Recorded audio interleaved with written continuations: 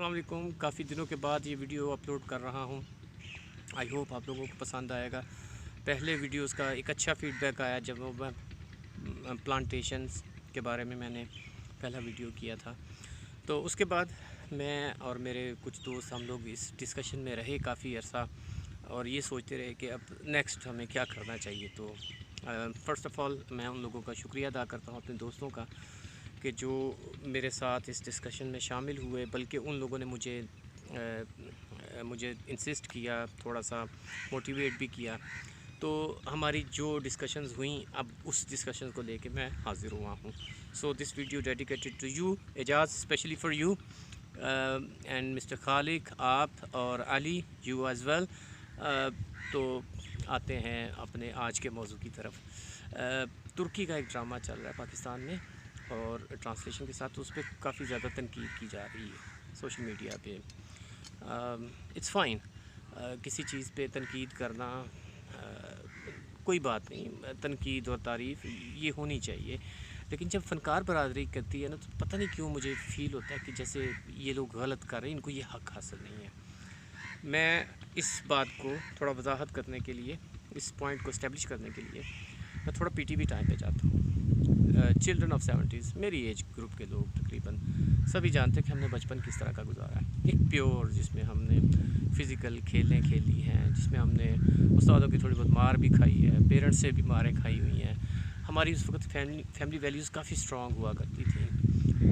मतलब उस वक्त एक ज़्यादा खुशी मिला करती थी, छोटी छोटी चीज़ों पे हम लोग बहुत खुश हुआ करते थे।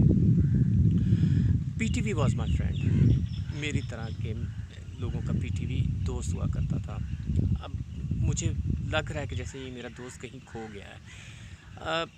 हम सब फैमिली के लोग इंतज़ार किया करते थे ड्रामा देखने का। रात 8 बजे के करीब लगा करता था और जो उसमें जो सबसे ज़्यादा खूबसूरत चीज़ थी वो था कल्चरल कनेक्शन। हमारा सबका आपस में एक कल्चरल कनेक्शन था। एक दिन अगर कराची स्टूडियो से एक ड्रामा का एपिसोड होता था तो नेक्स्ट डे कोयटा की तरफ से होता था, दैन पेशावर, लाहौर, और 5वें दिन इस्लामाबाद की तरफ से कोई ड्रामा चलता था। होता क्या था, मतलब सिंध का कल्चर भी हम देख रहे होते थे, कराची शहर की खूबसूरती भी हम देख रहे होते थे। वो लिबास, वो एक्सेंट, वो नाम, specially I remember Peshawar centre के ड्रामाज में हर नाम के साथ ख़ान होता था। बस वो बड़ा खूबसूरत एहसास होता था हमें। नौरोज़ ख़ान, शेर Ali Khan, yes my friend शेर अली ख़ान, और इस तरह का। तो एक हमारा आपस में इतना एक स्ट्रॉन्ग किस्म का लिंक होता था, और वो साल बाद उनका एक हेल्दी कंपटीशन भी होता था, कोई इनामात भी मिलते थे पीटीवी अवार्ड की शक्ल में।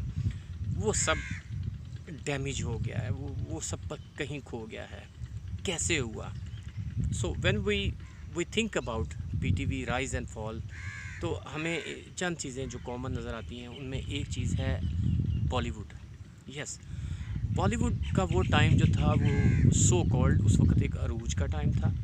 हम लोग उस जुर्म में बराबर के हिस्सेदार हैं, क्योंकि वो जो फ़िल्म रिलीज़ हुआ करती थी इंडिया में, नेक्स्ट डे पाकिस्तान में भी वीडियो कैसेट की शक्ल में आती थी। हम लोग किराए पे लेके आया करते थे।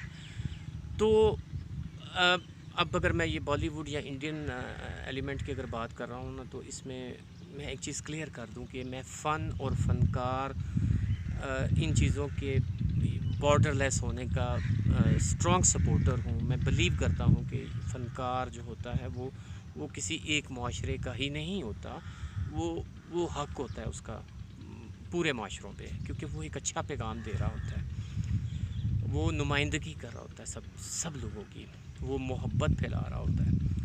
बदकिस्मती से इंडियन एलिमेंट में ये चीज़ नहीं थी, बल्कि इसका उल्ट था। कोई ना कोई जो भी टेररिस्ट था, हम जानते हैं वो किस तरह की शक्ल या किस तरह का अपीयरेंस वो दिखाते थे कि ही इज़ अ टेररिस्ट, ठीक है। एंटी पाकिस्तान मोस्टली ये चीज़ें होती थी।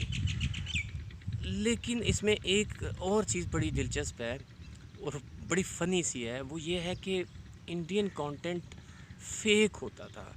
एक आमतौर पे बेहुदा, आधे से ज़्यादा नकल किया हुआ, यानी ये वो लोग समझ सकते हैं जिन लोगों को जो बैनुल अक़वामी सिनेमा स्ट्रक्चर्स का पता है। जैसे चाइनीज़ का अपना एक स्ट्रक्चर है, उनकी अपनी एक हिस्ट्री है, ईरानियंस हैं, ایجپشنز ہیں، جرمنی اینڈ فرانس ہیں، ہالی ووڈ کو تو خیر ہم جانتے ہیں سب لوگ. تو انڈین کانٹینٹ زیادہ تر تو وہ نقل شدہ ہوتا تھا. یہ باتیں تو خیر ہمیں بعد میں آ کے پتہ چلی، سنس دس سوشل میڈیا یہ بہت زیادہ ڈسکوریز آنے لگیں، ایکسیس میں آ گیا ہر چیز، تو ہمیں پتہ چل گیا کہ یہ سب تو فیک تھا. اور اس میں مزید یہ عجیب سی بات تھی کہ وہ جو آئیڈیالوجی اپنے پروموٹ کرنے کی کوشش کر رہا تھا بالی ووڈ، یہاں سے وہاں تک بھی وہ تھا، بھارت تھا، امریکہ تک بھی بھارت تھا، چاند، جوپیٹر، مارس سب بھارت تھا. پتہ نہیں کیا مطلب کیا تھا پھر دنیا میں اور ہے کیا تھا. اتنا مطلب غلط قسم کی چیزیں آپ لوگوں نے پروموٹ کی. With apology to all my Indian friends as well, کیونکہ مڈل ایسٹ میں ہمارے ساتھ کافی انڈین دوست بھی رہے، ہم ایسی ڈسکشنز وہاں بھی کرتے تھے. تو ایک پاکستانی ہونے کی حیثیت سے میرا خیال ہے کہ مجھے یہ رائٹ ہے کہ میں ان چیزوں میں جو میں نے محسوس کیا ہے، ناانصافی کہہ لیں یا جو چیزیں میں نے محسوس کی ہیں انریلائبل تھیں، جو نہیں ہونی چاہیے تھیں، میں انہیں چیزوں کو ڈسکس کر رہا ہوں. خیر یہ کافی تفصیلی موضوع ہے، اس پہ آگے چل کے میں نے مزید کچھ ایپیسوڈ ریکارڈ کرنی ہے. ہمارا ایک انٹرسٹ ہے ہسٹری میں، کیونکہ ان چیزوں کی جھلک ہمیں تمام ہمارے زندگی کے تمام امور میں نظر آ رہی ہے. اس کی شاید وجہ یہ ہے کہ کہیں نہ کہیں ہم لوگوں کو ایک ہسٹری تبدیل کرنے کی جیسے کوشش ہوتی ہے نا، وہ نظر آ رہی ہے. تو I will try to discuss few things.